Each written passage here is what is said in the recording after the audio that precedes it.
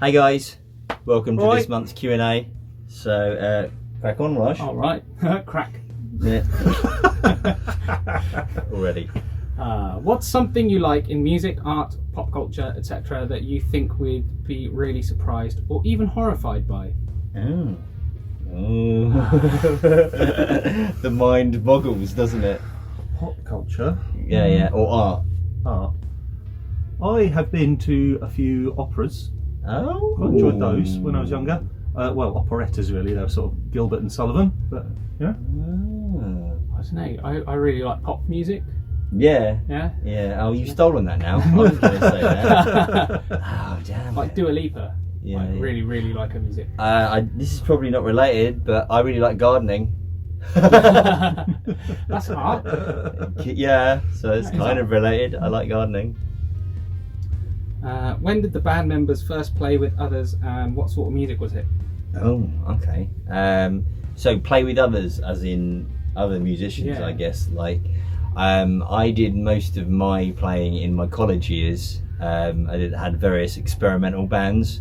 So I guess from the ages of sort of 16 to 18, that's when I first started playing with other people, and we were just sort of jamming very weird songs, and then everybody had choruses or What was anything. your first band called then? Well, actually, the first band I was ever in was called Sniper, but I didn't actually play anything in it. All we ever did, we didn't even have a rehearsal. All we did was make a music video where we mimed along to a Metallica song. and I like the way you like.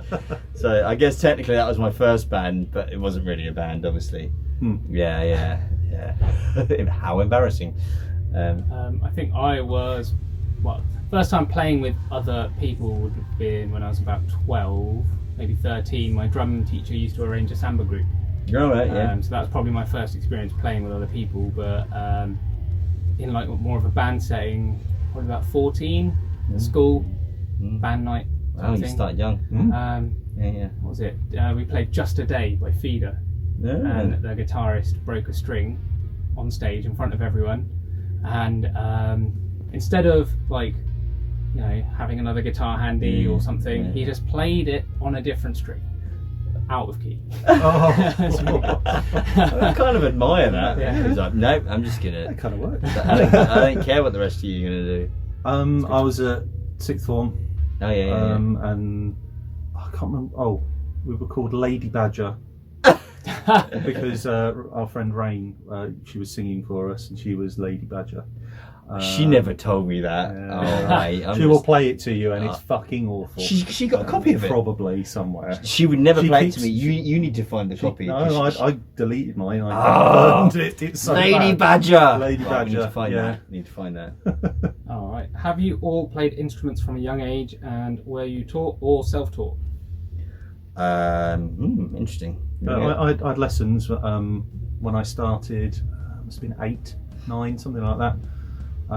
For a while, and then I sort of stopped having lessons. I was about 14, 15, and just sort of whittled and messed around since then, really. I had lessons since I started secondary school, say 12 years old, because they were offered at my school. So I've been playing since then. I stopped playing when I went to uni for about 3 years, and then Wow. picked it up after.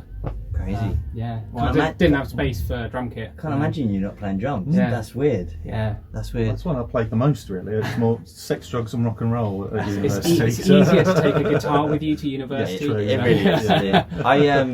I for a long time didn't have any lessons or anything like that, and I played bass alongside guitar, which kind of makes sense now, I guess, because I play something that's in between both. And I never had an electric guitar for a while. I always had an acoustic guitar, and then it was only when I went to ACM that I actually started to I guess, study, and that was actually bass that I studied. And that was quite a lot later in life. That might have even been in my early 20s, so I never did any lessons until then, really. So it was all just it was all self-taught up until then. Fair play. So which explains a lot of my playing. Okay. This might need a whole separate video if I start talking. Okay. What was your experience of music in school? Oh, okay. Can you do a short version? I can try. Hold on. So all the teachers are classically trained musicians and are completely out of touch with what is required of modern musicians. So they teach you all this stuff about like the history of music and not enough about what contemporary music is and like how to go about making it and stuff. So you end up studying loads of stuff that's completely pointless that you'll never actually use when you get to a stage where you want to do something in your music career. Agreed. That's basically what happened at my school when I was doing music. Yeah.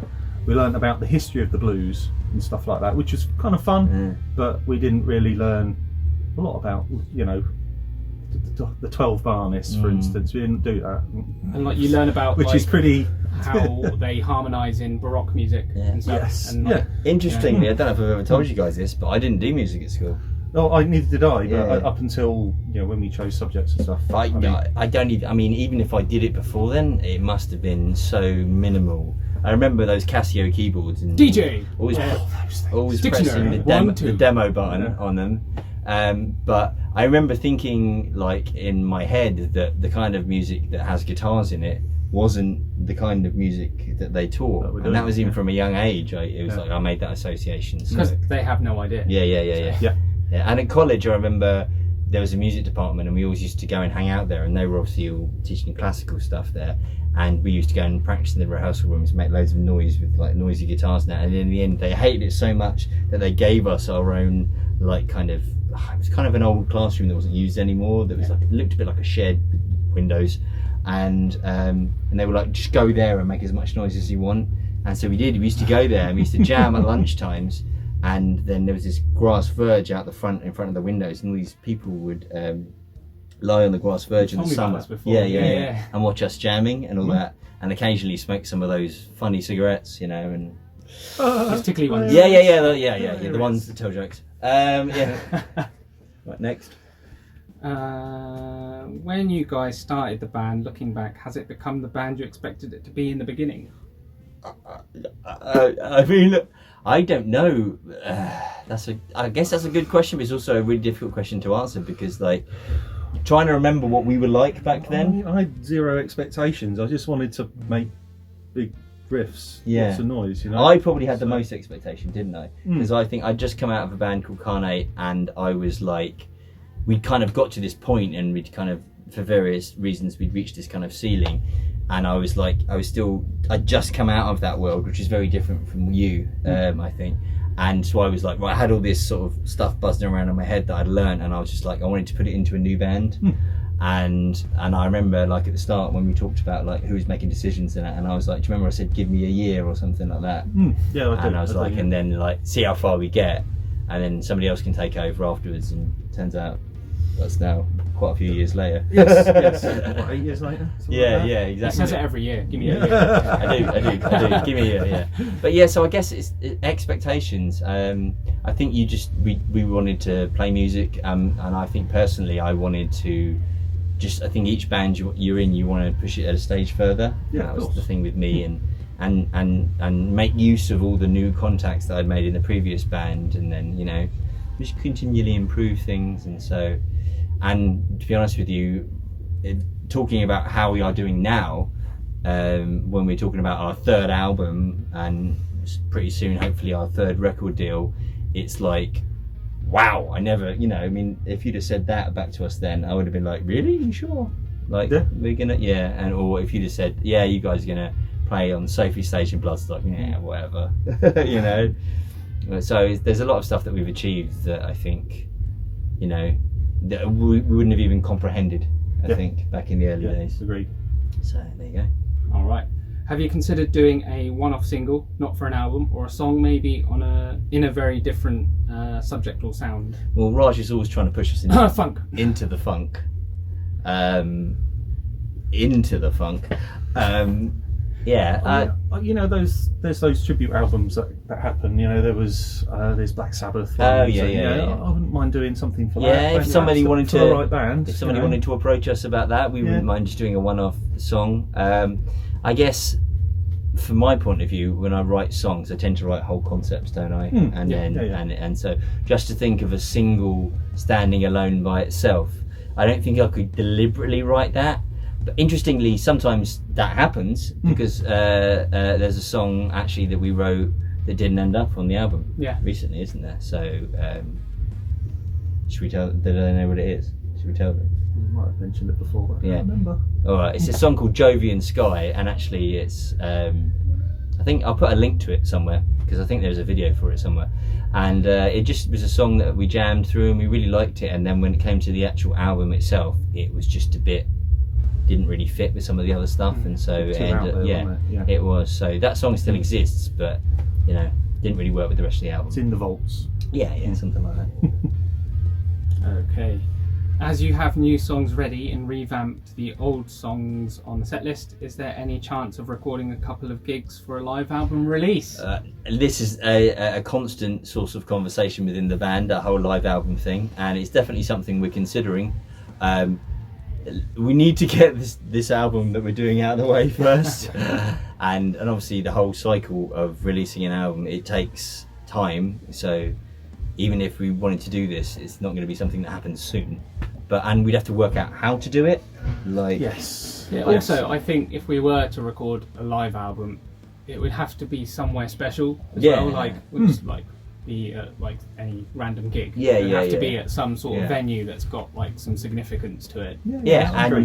And like those Live at the Fillmore albums, like the bands used to do. At the Apollo, we should do Morass live at the Apollo. and obviously you'd need to like think about it really far in advance, and like you'd have to make sure all the correct recording equipment was there. And I think probably I would like to do a video at the same time, so that you'd have a video of it. So it is something we've considered, but it's probably almost as complicated as recording a normal album, I would say.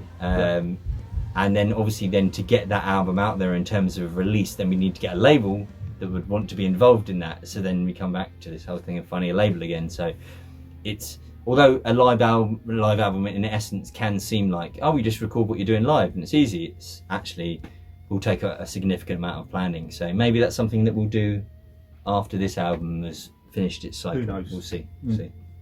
All right, cool. You ready for this can of worms? Oh, okay.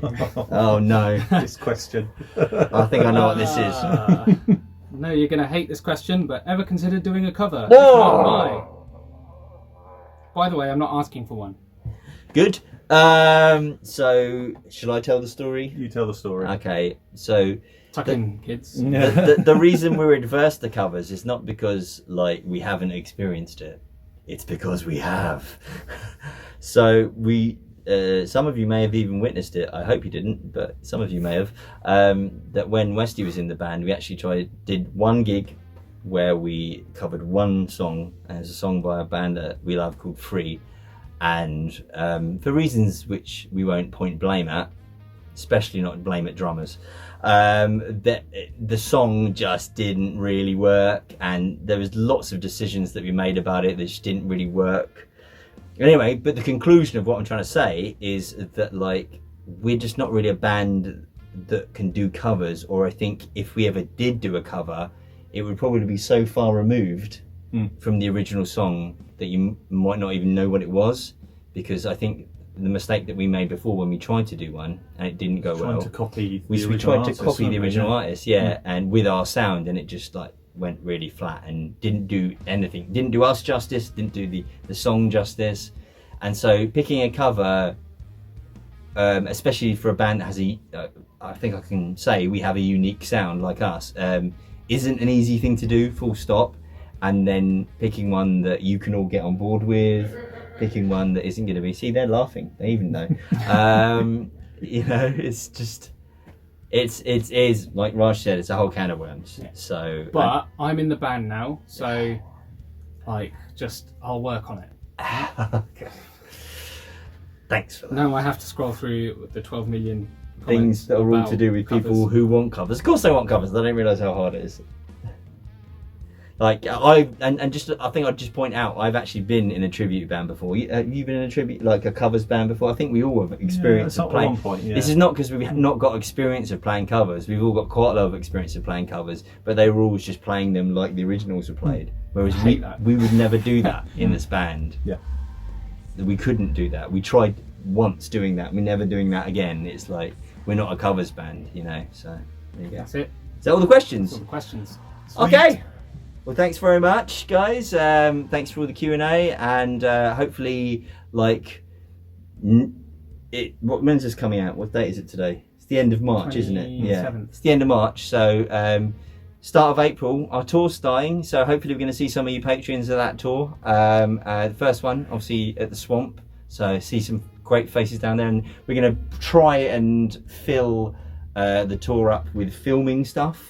Aren't we? We're going to try and film lots of stuff on the tour, and so we'll share some of those videos with you as well. And yeah, see you after the tour, I guess. So, bye. Bye. Bye.